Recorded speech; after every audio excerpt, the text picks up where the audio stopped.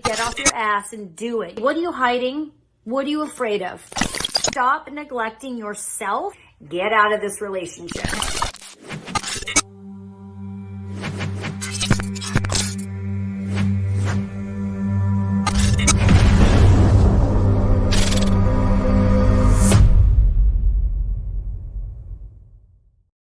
Hey. Hi. Hello, everyone. Welcome. How are you? That's my dog. That's Oliver. Oliver, come here, baby. Hi, Adrian. Thank you for joining. Well, thank you for having me. I'm sorry. We just moved today. This is our first day in a new place, and he's having a really hard time. Oliver, come here. Come on, baby. Oh. So anyway, Adrian, thank you for coming and joining, taking Rick's place for tonight. I really appreciate it. No problem. It's not going to be as smooth as Rick does the stuff, but we're going to try. We're going to try. That's all right. Tell me, how was your show earlier? It was good. I wish I could have talked to the girls a little bit more, but they were great. They were great. They were Good. 2 young actresses and on their way. Nice. Very cool. Well, thank you for staying up to do this. I know it's late where you are at. I don't have my Wi-Fi connected. I'm using data. Oliver's first night, and you could hear him howling. That dog never howls unless he's really pushed over the edge. So we're going to see how tonight flows. It could be kind of crazy. It really could. It really could. So I'm going to apologize now to the audience for any thing you're not used to. And I think there's a delay on both our ends. So we can, what do we want to jump into? We can jump into our pick a card now. Get started. All right, let's do it.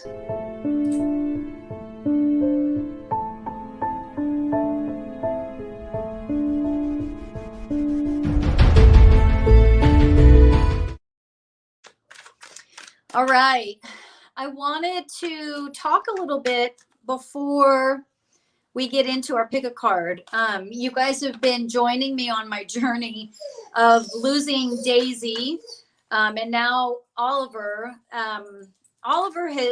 We rescued 2 years ago, and he's kind of damaged, you know. So this losing Daisy was hard, and now making this move was hard. And so he's struggling. So you'll hear him in the background. But I think once we get our cat Lily over here and Bruce is back, I think he'll calm down. But I wanted to talk about, just have another conversation about grief, another kind of revelation, something I've been noticing on the journey. You know, grief is the most, we're the most honest. And we're the most vulnerable because when we are in the early stages of grieving, and for some of us, early stages of grieving can be the first year, the first 2 years, everyone's different. But it keeps us so honest, and we spend most of our lives sometimes not being honest, not because we don't mean to, but we're trying to cope.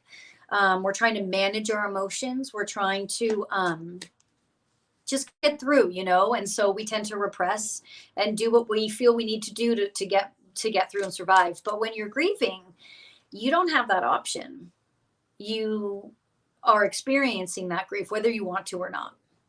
And that's hard for so many people, because I have so many conversations with other people, and they say, I just want to feel good again. I just want to move on. I just want, and they can't. As much as they try to, it's not time, and you can't, I remember when my nephew died, and so much of that I blocked out. Speaking of not being vulnerable and open, right? But the one moment I'll never forget is my sister, she's very pulled together. She's not an emotional person. Like, I'm much more emotional than she is. She's very, level-headed. And she collapsed in the hallway with grief. Her baby died, and there was this moment, that vision is just in my head for the rest of my life. And I think for many reasons, not for traumatic reasons, but because it was this incredibly honest, vulnerable moment that she couldn't escape. And I remember feeling that, especially with Daisy when she passed, because Daisy was the closest thing to a child. We were her caretaker, right? She was blind and deaf. And I remember when they were taking her body, and I thought that I was going to faint because I couldn't control the grief. And we want to control it, right? Like right now, I want to not cry talking about it. And there's moments where you can't control that. And I just found it so powerful when I couldn't control it. And when it was just keeping me so honest and real and present. You know, when you're in grief and when you're in, you know, what people refer to as being in shock when someone dies and finding out, or that first moment, I've always tended to question that word shock, because I feel like it just pulls you into the present, just pulls you into the present. And it pulls you in your body and out of anything else, right? What do I have to do tomorrow? Where am I going? What am I doing in an hour? And even though I know they have that clinical term as shock, and I don't disagree with that, there is something about how present you are, just pulled into that moment, and you cannot escape that moment. And I'm sure all of you have had experiences of when someone died and just remembering that moment when you found out, right? Or maybe remembering the moment when you were at their funeral, you know, and you so badly want to escape and you can't. And the fascinating thing about that is that it's actually just us being present. You know, on one hand, it's almost the simplicity of you're just finally present. You're not multitasking. You're not thinking about tomorrow. You're just present. And the present is really painful. And so for those of you that are still grieving or experiencing it or whatever that is for you, keep those things in mind so that it doesn't overwhelm you. Okay, I'm present right now. And right now, this present moment feels overwhelming, but doesn't have to be if I just let myself go. Just let myself be in it, feel it, experience it.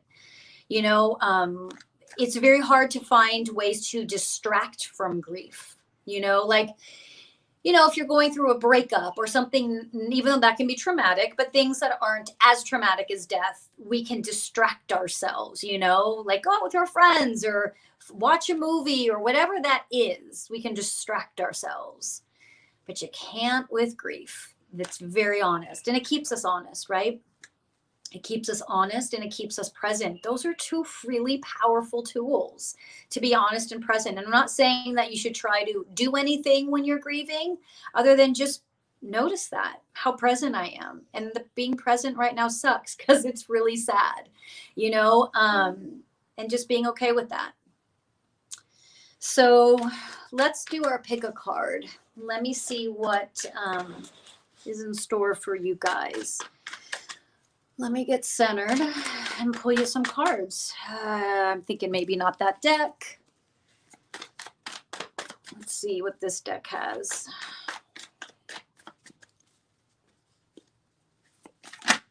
There's 1, 2. One of those is a daisy pick. We might just be doing 2 cards again tonight.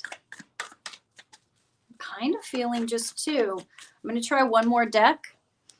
And if not, we'll just go with the 2, which is easier for you guys, right? It's always easier to choose between 2 than 3. All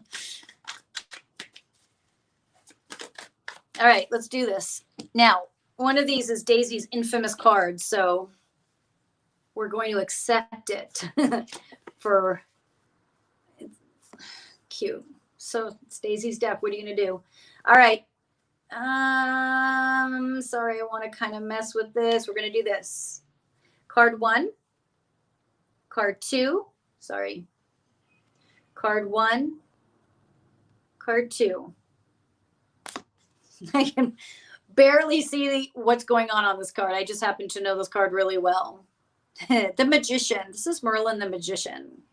This is, for card 1, this is about manifesting.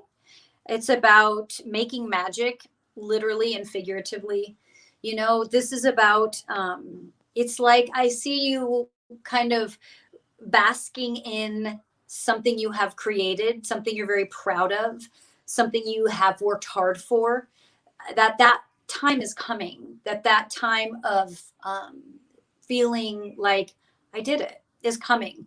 Now that might mean it's coming in a year. It might mean it's coming tomorrow, in 6 months. It's okay. So who all of you on card one, whatever you are working on, sitting in, you know, if it's a new project, but you know it's not going to be completed till next year or whatever, or in 2 years, that's going to be reached. And right now, there's a momentum and a creativity and a magic that is supporting this project. And if you have been thinking about starting something but haven't, now would be the time to do it. And it's not because later on it won't be magical, but sometimes planetarily, you know, planets align to create momentum, create the opportunity, right? And you know how there's an ebb and flow in life. Sometimes it's a time for you to sit back and just allow things to slowly unravel. And sometimes it's about doing and really asking and creating and pushing to a certain degree. And that's what this time is. This magician is about creating that magic, creating that that which you want, and seeing that through to fruition, and that it will be seen to fruition. And it will be successful. It may not look exactly as you planned it, but it will be successful. Card two. Oh, good. Thank you, Marissa. That's good. I'm glad to hear it hits home. Card two. Let's see. You've got. There's a part of you guys that is shielding yourself from the outside world, hiding behind something, hiding behind a fear that has been made up in your own mind that doesn't exist. And you might say, oh no, this fear exists because A, B, or C would happen. I don't know if A, B, or C would really happen. You have convinced yourself that that would happen so that you don't have to move forward. And for some of you, if that's not resonating, this shield is one that can be used as a form of retreat, a time of needing to retreat. And that retreat doesn't necessarily have to be going into your home, but retreating from a situation, a discussion, an argument, frustration at work. Retreating meaning just leave it alone for a minute. Just leave it alone. Okay. So wherever you're at with this shield, decide if you're using this shield as a way to hide. And if so, you aren't seeing the full picture of what you're hiding from. The picture is a little jaded because of your own opinions and experience. And for those of you that are using this shield because it's time to retreat, really embrace that. Even if the ego doesn't want to, even if you're really like, no, this is really important to me, the retreating is more important. Okay. All right.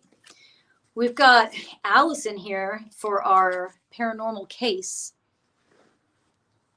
which is going to be really interesting. Hi. Hey.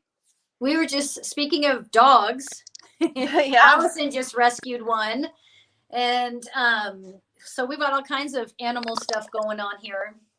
Yep. But you've and got. if you hear snoring in the background, that's the rescue. So that is the best sound in the world, though. Yeah. When my husband snores, I want to hit him. But when my dog snores, forget it. That'll put me to sleep. Don't know why that is. Yep. Yep. For me too. People snoring, nope. Dogs I could deal with. I mean, anyway, tell us all about what's going on in this house. So it started when I was really young.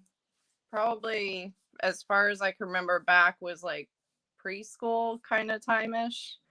And I believed it might have followed us to the next house we moved into a few years later. We were living in Georgia. And my dad actually still lives up at that property. We've been in the second house since probably about 1992. And we've all experienced activity in the home over the years. What's an example? For the main thing that always concerned me was we would hear a voice. It was always when you're home alone. You'd hear it call up the stairs, and it always called my name. And I'm not the only one that's experienced it, so I know I'm not just hearing it. My dad's heard it, my sister's heard it, and it always comes from the same area of the home. It sounds like it's coming up the stairwell, like somebody's standing at the bottom of the stairs yelling up to you. And they hear it call your name also? Yes. Oh. And other just weird things happen in the house. You'll be working on a project, something disappears. 3 weeks later, it shows up in the middle of the counter when nobody had it. It just comes out of nowhere. We've had strange pictures, big white orbs where there's nothing behind you that could reflect, kind of just floating over you, like huge light anomalies in the pictures, not just like a tiny little orb. What else? I remember one time when I was a kid that was pretty memorable. I don't know if you remember those old music books that had the little keys at the bottom and you follow the color codes to play the song. I remember playing with it, and we put all my stuff away, went to dinner. I was walking back to my room and I heard it playing, and it was laying back in the middle of my bed. Like, and it was definitely put up on the shelf before bed or dinner time. So just weird things like that have always kind of happened in the house. And over the years, I think we just got used to it. We never felt threatened by it. It didn't scare you? I don't know. I think I've always been kind of sensitive to spirits since I was a kid, but no, never felt threatened by it. It kind of felt more like somebody hanging out at the house with you. I don't know how else to explain it. I mean, you'd be downstairs and you hear stuff moving around the kitchen. You're just like, oh, it's whatever that is. Like, you don't even think twice about it because you're so used to it for so many years. Did you ever wonder why it called your name only? That's why I wanted to see what you thought. That's why I'm very interested in what it is. When you moved out, did that continue? The activity? The name calling specific. Yeah, I believe my dad said he's heard it since. I only go up there to visit now because I live in South Florida now, but my dad and my sister are still up that way, so I go up to visit. I haven't heard it probably since I was young. Maybe 15 years was probably last time I heard it, but he's there all the time. I'm pretty sure he said he's heard it. Yeah. More recent than that. So for those of you that are new, I have photos that I'm looking at here that Allison sent me. And so give me just a minute to look through these. Yeah, I try to send you ones of the most active areas of the home. I had my dad text me some of the places where we see and hear most of the activity. So I'm looking at this picture you sent that has the bike in the room. Yeah. And there's this doll. It looks like a doll of some sorts. Do you know what I'm talking about? I don't know. You'll have to show me. Hold on. Can you I think that was something that it's like a paper thing that was made, I believe, by one of the kids. There's something like it feels like it's attached. I don't know if it's attached as much as it's like bonded to it. I don't know. I'm going to get more info. Hold on. It's weird. Yeah, I think that was an art project. I don't know if it was me or my niece or my nephew. I think it might have been them. So this is a man. He wears a hat, like a farmer's hat, sort of.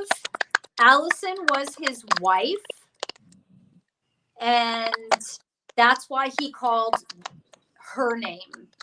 It wasn't about you specifically, which is probably why you were never really scared, because he didn't feel a direct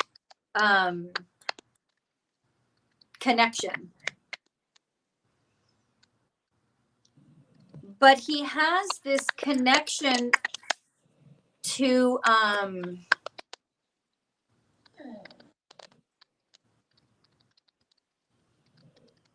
he has this connection to that doll for some reason. I can't figure out why. I don't know if his wife died there, but she died before him.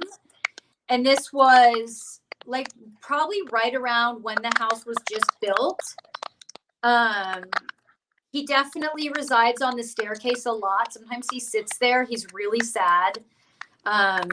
He really, it's like he's looking for his wife. I'm going to try, his name is George, he says. I'm trying to talk to him to find out why he's still there. Why did you, like, your wife died, George. Why did you, he says, I thought that she would meet me here. I thought that we had talked about that and she would meet me here. They had a really strong connection to the house, but she didn't. What was her name?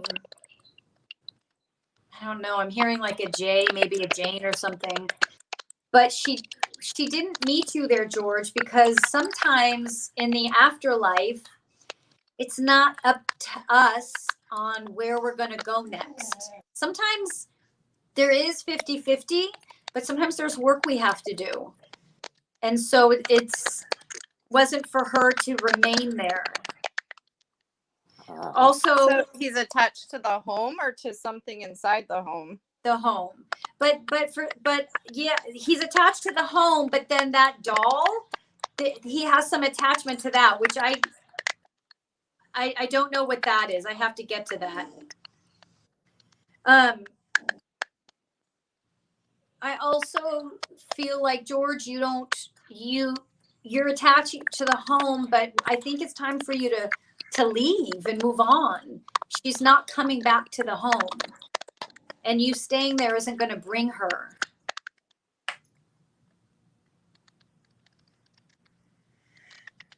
He actually like wanders around and will sit at your kitchen table. He sits on the stairs. I'm going to see if I can get him to leave and pass over, just for his own sense of, some sort of, to have some sort of closure. I mean, how long is he going to remain stuck there for? He's not stuck. He's just choosing to be there. And Allison. Well, that's kind of how we always felt, like he was just kind of hanging out. That's why we never kind of felt threatened by whatever was there. But he needs, it's time for him to move on. Who's Jane? If your wife was Allison, because that's whose name you called, who's Jane? Oh, he called your name. He called your name. What his wife? He's saying my wife's name wasn't Allison. It was Jan or Jane. But I called your name. I have a connection to Allison. I felt safe. She heard me. Oh, she was the one in the family that could hear me. That's why. Okay. She could hear me. She could see me even. But, others hear, everyone else hears you too. Why Allison? He says, I don't know. He's just so like, I don't know. I'm just looking for my wife. Okay. So can we move him on, or do I just leave him here? Because it's kind of strange. Like his wife's not going to meet him here. So what is that? Where does that leave him? Because your wife isn't coming, where do you want to stay here, or can we move you on? He says, move on to where? Well, I mean, get on with your existence. Move on to the next realm. It could maybe even bring you back in body, so you're not just sitting around this home. I really loved the feel of the family, the closeness. I really liked Allison. I liked her. She was open. She could hear me. She could see me. She was warm. And I just loved the way everyone was so together. Okay, but they're gone now. Oh, he likes your dad. Okay. I don't think he wants to go anywhere. Now we're going to start talking about your dad. Like, okay, I'm going to leave him. So, and I'm still a little confused on why he called your name. I mean, he was kind of explaining it, but it didn't totally make sense to me. If his wife's name, at first I thought he said his wife's name was Allison. That's why he did it. But then I said, what was her name? And her name was Jane. So I don't know. He's kind of all over the place.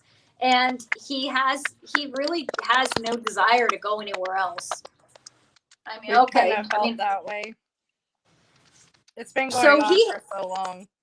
Yeah, he hangs with your dad, so they can hang out and drink beer. That's what he likes to do. So kind of what he does. Yep. So I'll just let him stay there and hang on and hang out. Any other questions about that? No, I've always been curious what it was. I always thought it was something that followed us from the previous house in the next neighborhood over. But maybe it wasn't. Maybe I was just sensitive to something else there. I don't know. Yeah, no, that's definitely that house. For sure. Interesting. Yeah. So he never comes to my house down here. It's always, he stays that one, right? Yeah, he's in that house. So whatever's going on in your other house, that's something else. Well, now that I'm in Florida, I thought I've seen some black shadow figures in my house, but they just kind of pop up and blur by, and I don't even pay attention to it, so I don't know. Because you're a seer, obviously, because you see, you're always going to see. Yeah. And it's really up to you to determine, am I supposed to do something with these beings, or am I okay with them just being here? And if you're okay with them just being there and they don't need or want to cross over, they're not, making sure they're not showing themselves to you for a specific reason, that's when you can see like that, that is the responsibility, is to be aware of them. And it's okay the goal is to be neutral to them, but it's up to you. If you don't want them in your space, then they shouldn't be in your space. And or if they need help, then we help, Yeah, it's never really bothered me. Like, I actually went to a medium recently, and she's like, you should be doing what I do. She's like, you see that well. I don't know. She told me to meditate and do Reiki and all this other stuff. She sounds like me. Yeah. So. Yeah, that is what you should do. I agree with her. It's your super sense, so you can develop it. I mean, it's already developed, so it's a matter of if you want to do more with it or not, Yeah, I did start doing the meditation stuff, and I've actually slept way better since that, but... Do you hear that, everybody? Someone followed my advice. It wasn't even my advice. It was another medium's advice, but I'll take it. No, I love it. I actually downloaded an Insight Timer app, and it's got tons of great meditations on there. It's awesome. Good. Yeah. Now, do you do I'm sorry. I was just saying, do you meditate in the morning or at night? At night before bed. Okay. That's awesome. Me sleep through the night better. Great. Like, I was having a weird time, like for almost a year. I was waking up random times all throughout the night. And then once I started doing that, I just started sleeping like full nights. Wow. So, yeah. Well, it sounds like you're being guided to make these changes anyway. So that's good. Well, thank you for sharing your story. Congratulations on your new rescue. Thanks. And we could do a pet reading if you want. I would always love to read your animals, anyone's animals. I would love that. All right, cool. We'll do that next few weeks. Okay, cool. Let me know. Okay, thanks, Allison. All right, have fun in your new house and with the new puppy. All right. Thank you. Bye. Bye.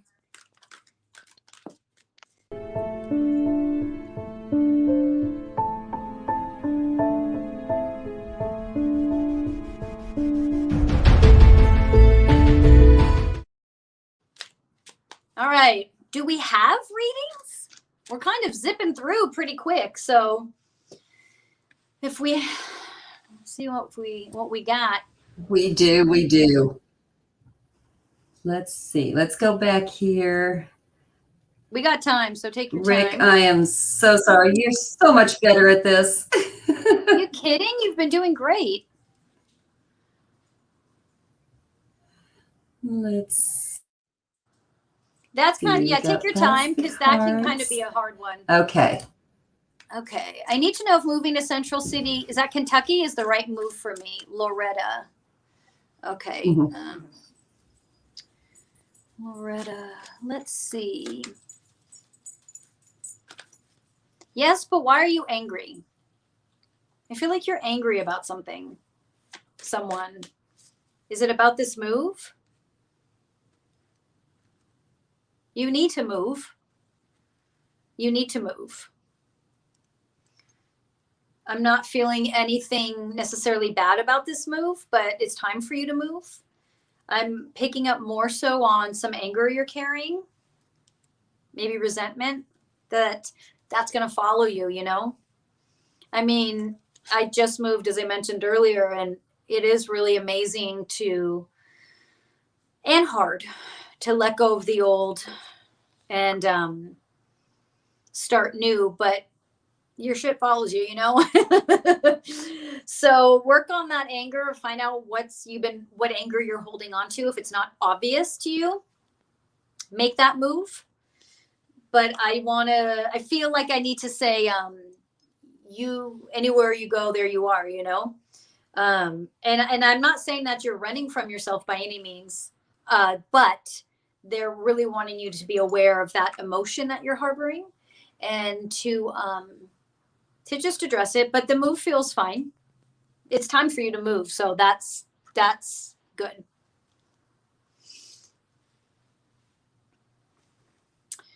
Need to know if I should follow my logic or my heart in the situation I'm dealing with. Well, I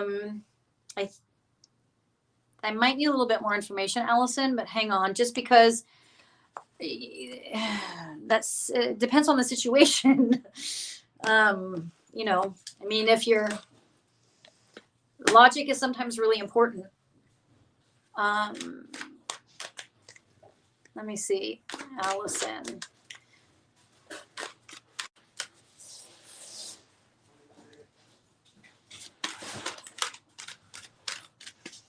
Allison, do me a favor. Give me a little bit more information in the chat there if we're able to find it.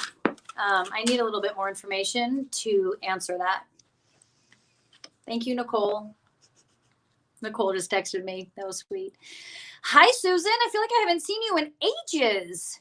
Okay. First of all, I'm just going to stop with the first question. Rescue another dog? Yes, but not sure. Booker, my 7-year-old dog, would like sharing me. Twist. Let's see. Susan.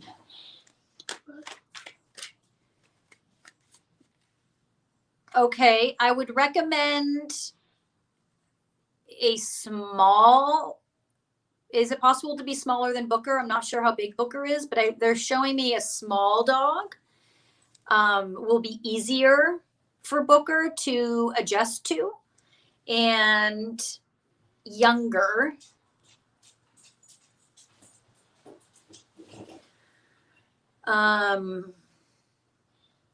And making sure that you know the usual, that Booker's routine doesn't change. He gets, I'm assuming that's he's a he. You know, he receives treats first. He gets, that showing that he's the one in charge. You know, he gets his leash put on first. All those things. You know, so that Booker understands that this dog isn't going to come in and take over. That he is. His life isn't going to change drastically, and sharing you isn't going to be painful because he's being shown that he's still top dog. But with those conditions, I'm feeling like he is fine with it. But again, they're stressing a smaller dog. Again, I don't know how small Booker is. So if Booker's already small, then small like him. But if he's not small, if he's like medium, they're saying even smaller than that. For whatever reason, he's saying he'll respond better to that. And I need to see pictures of this dog when you rescue. Kathy, my daughter Jennifer. Oh, I'm so sorry, Kathy. My daughter Jennifer passed away on February 15th. Any messages, please? Kathy. Let's see. If I don't get anything, do you mind putting her picture back up if you have it there? I'm going to see if I can see. Otherwise, I might have you email me and I can answer it next week. Thank you.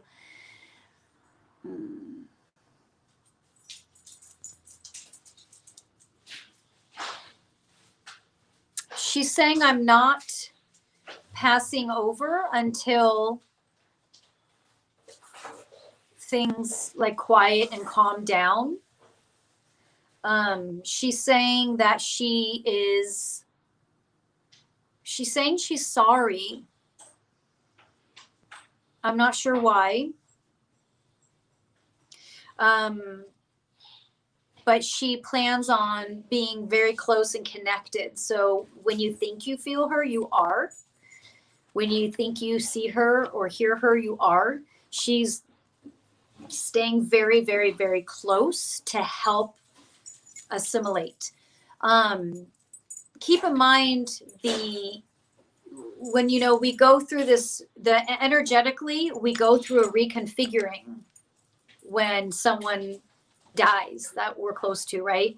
We go through this reconfiguring of the energy. The energy is now changed, and there's this void that has been left energetically, right? And so for us, our grief and our shedding, which happens through tears, and sometimes if the body becomes really sick from grief, we are reconfiguring to the void that now lives there. And I don't necessarily the word void is kind of empty, but that's the truth, right? This being, and let's not talking about their physical presence. I'm talking about the energy that they carried is now gone in this realm, right? And so you feel that void. And so your energy has to reconfigure to adjust to that, her energy no longer being there, okay? While we go through this reconfiguring, our loved ones tend to stay close to help us do that. And that way you can feel her presence, feel her energy as you reconfigure and you rebirth into who you are supposed to be now and what life is supposed to feel like for you. She's very close. She's staying there. For some reason, she's saying, I'm sorry. I don't really have clarity on why, but that she says, I'm not going anywhere until things calm down, until things settle, until everyone, you especially, feel more comfortable with the change. Okay? I hope that helps. Oh, okay. Hi, Allison. It's in regards to your love life. Not sure if I'm making the right choice. Okay. Okay, that helps. Let me see. I'm wanting to, when it comes to love, the last thing you want to do is be logical, obviously, right? But let me talk to you about what we do with love. What we think is a connection, but it can, sometimes we continue this karmic pattern, right? And we're basically with the same person, they just have a different face, whether that's dad issues, whether it's mom issues, past life issues. And so a lot of times we think love is love when it's not love. It's this karmic pattern you don't know how to get out of because you keep falling in love with the same person. Now, when you take a logical approach to love, which is what I did in a sense, 19 years ago when I met Bruce, was I said, you know what? I am going to go out with someone who treats me different and where I don't feel that immediate hook, because that immediate hook was karmic for me every time. Same outcome. And so I took a logical approach and I said, I'm going to wait until I meet someone who treats me the way I want to be treated, who offers me things tangibly, and then see what that looks like and feels like. And I did that. And within about 30 days, it's like I woke up and I was like, oh my God, I'm so in love with this person. And then I had the love and the warmth and the connection. And it was kind of confusing to me because it was a different way to fall in love. But I took that logical approach because I was trying to break that karmic cycle. And it worked. And I always recommend it. I always share that story and share that truth with men and women who struggle with finding a good partner. Now, where I don't agree with logic is if it's like, well, it makes financial sense. I've known him for so long. Why not? Or, then no. But I know you don't want let's see. You want to know what the cards have to say. I'm trying to find the right deck. I'm shuffling while I'm talking. Hang on. It's coming.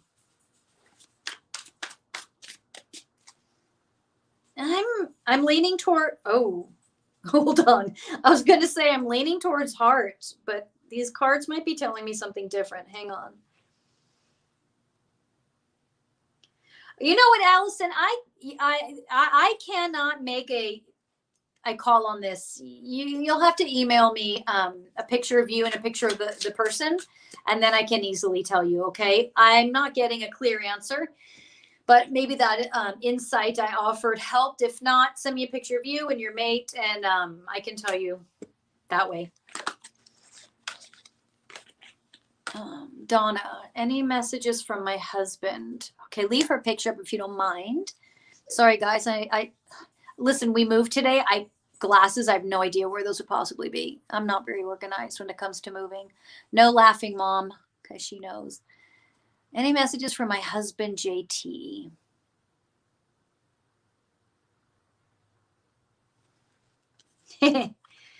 Why, like, for some reason I'm seeing like a pipe or a cigar or something. He's just sitting back like he's interesting. It's like I almost feel like he's in a recliner. He's sitting back, he's super relaxed, and he's just watching over you. He's unlike earlier when I felt the other question, her daughter really close. Your husband JT has moved through the realms and is watching over. So he is a guide for you now.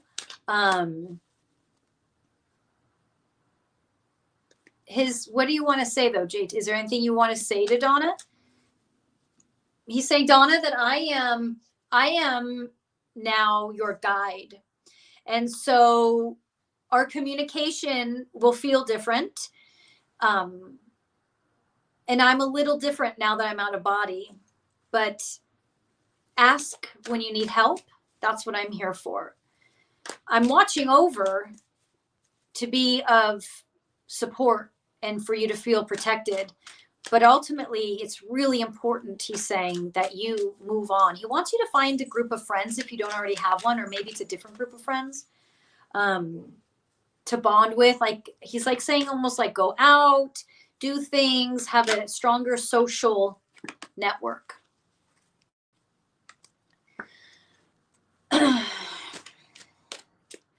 Danielle.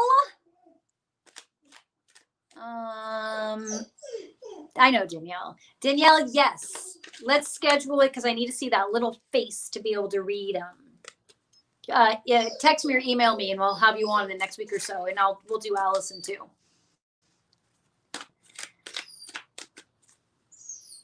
Loretta. I'm not sure. Is that to do with that? Is that a question? Hello? I'm not sure what to do with that statement. Is that someone that I read earlier and I don't remember?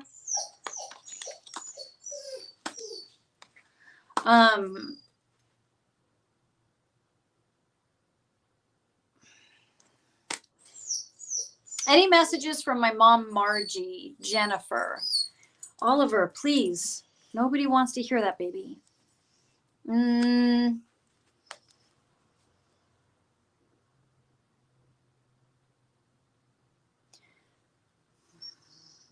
Jennifer, I'm sorry. I know I've been able to connect with everyone else. For some reason, I'm not connecting with Margie. Email me and send me a picture of her, and I'll do it next week. Okay.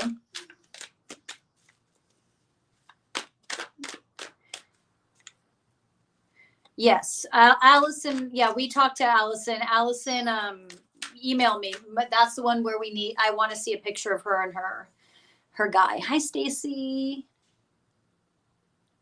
Hi, Stacy. Okay, do you see a timeline of when I might be moving back into my other home that I own? Let's see which deck. Oh, my poor baby. Having such a hard time. Okay, Stacy. August.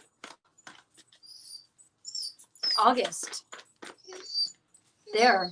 I mean, that's what was just yelled at me. And I'm not sure why they yelled at me, but your guys yelled it at me. August. I always, though, tend to like backpedal on timelines because so much could change that's out of my control, but that's where well, she called me beautiful, so now I'm definitely going to read her. Hi. Any messages from my brother-in-law, Andrew Alexander, please? Gosh, tonight is a lost loved ones night, isn't it? Let's see. Andrew, my brother-in-law, Andrew Alexander. Ooh. Andrew is saying he feels like he died young. Is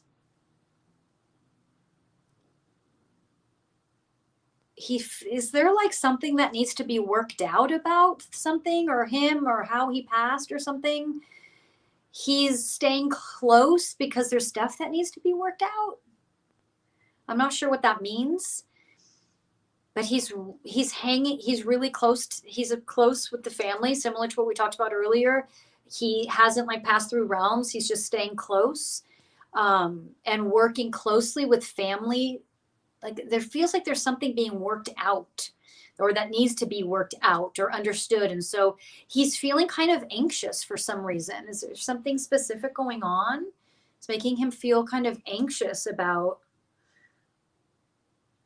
did he have a young child or there's an anxiousness to him that I can't pinpoint without more information. Melissa, any message from my mother? Did she commit suicide when I found? Oh, Melissa.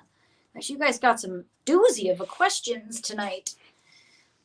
Let me see if you could leave her picture up. I want to see if I can get information. To be fair, Melissa, I don't want to make a call like that if I don't get the information super clear. So I may ask me a picture of your mom so that I can be specific. I don't want to mislead. That's a big question, and I don't want to mislead you on that. Okay.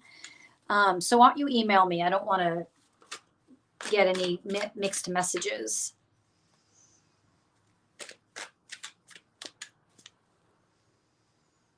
Marissa, my grandpa passed away in August.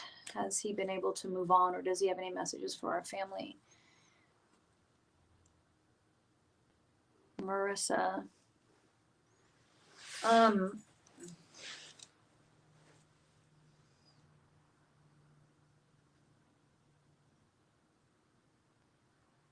He's moved on.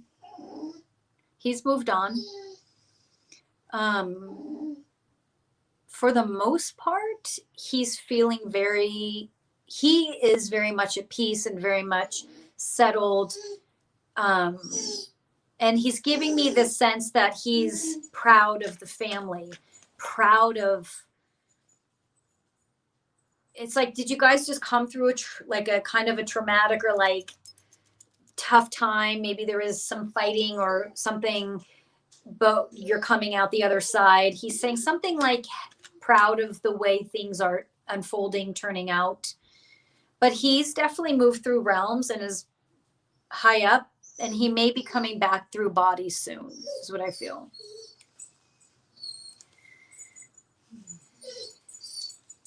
Terry. Terry, for sure send me, I'm so sorry for your loss, Terry. For sure email me a photo of your son and you, so I can read that more honestly.